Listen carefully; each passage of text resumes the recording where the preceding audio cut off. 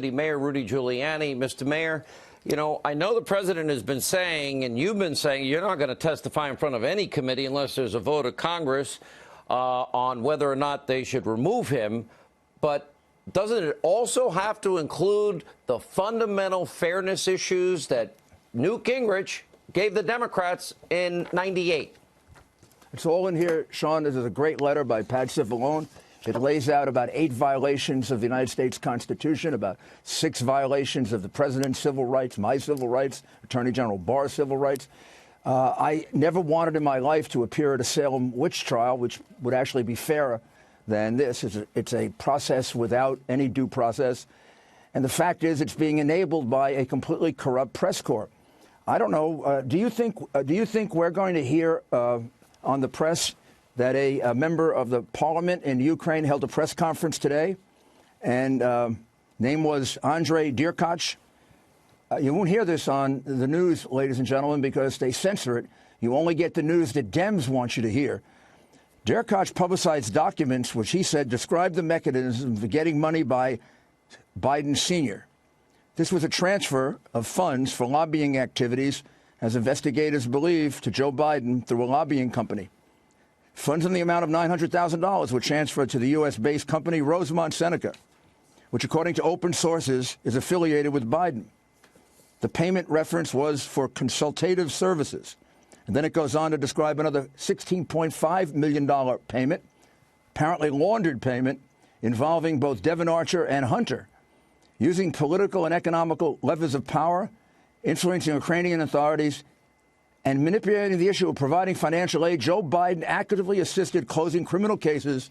This is based on the statement today by a parliament member in the Ukraine, a very senior one, saying that Joe Biden actively assisted closing criminal cases into the activity of former Ukrainian ecology minister Mykola Zlochevsky, who's the founder and owner of Burisma Group.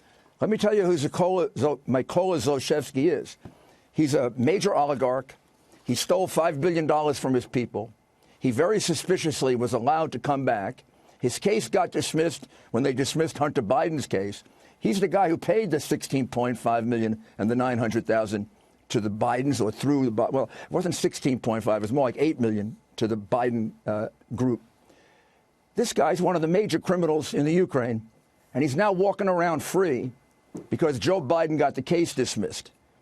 And this gentleman has said that this information should be turned over to the Department of Justice, and for their own purposes, they should investigate it. And I'm going to tell you why, Sean, because they suspect that the president of the Ukraine received a very major bribe in order to tank this case. I'm not saying Biden was involved in that bribe, but it's the only thing he wasn't involved in. This case stinks. They can run away from it all they want. And, Sean, I want you to keep your eye not just on China. I want you to keep your eye on Romania. Just watch Romania. Let me ask you this. You won't read it in the New York Times or the Washington Post, but just watch Romania. Mr. Mayor, I have in my possession an email from the Democratic National Committee and this chalupa. Oh, yes. They call that evidence. Well, and I have it, too. And they put me on a program, and I spoke to 68 investigative journalists. The date of this is May 3rd, 2016. Yeah, and I've been working collusion, with them, Sean. Working with them the past about few Russian weeks. Collusion? Yeah. This is called illegal collusion. Oh, but by the way, it's by the Democratic National Committee, admitted, because we caught this, by an operative of the Democratic National Committee to one of the officers of the Democratic National Committee, talking about putting foreigners, Ukrainians, in contact with the New York Times. A gentleman by the name of Isakov. God almighty, isn't that what they said Donald Jr. didn't do? Mr. Mayor, may I read from this? If you've corroborated this, it says, more offline tomorrow, a big Trump component you need to be aware of will hit in the next few weeks, something I'm working on that you should be aware of. Since I started digging into Manafort, these messages have been a daily occurrence. And, yeah, speak specifically about Manafort. And I invited Michael Lizikoff, who I've been working with for the past few weeks. Now, have you confirmed this from the Democratic National Committee? I confirmed it as being one of the things that was in the file of the Ukrainian prosecutor that was handed over to me last January, and that I've been keeping so that I can rebut when the swamp media comes after me and tries to attack my law firm, my law practice, tries to go into my divorce case, which they're doing right now. And what I want to tell them is, every time you go after me, another piece of evidence is going to come out, because you give me a platform to get it out. And I got plenty more of this. This is what they call, people, evidence. Not lies, evidence. And there's plenty of it, that Biden, his son, and his brother had a 30-year-long scam to make money, millions, selling his public office. Senator first, vice president second. Ukraine, just a tip of the iceberg. We go to China. I told you about Romania. I got another country that I have on the list.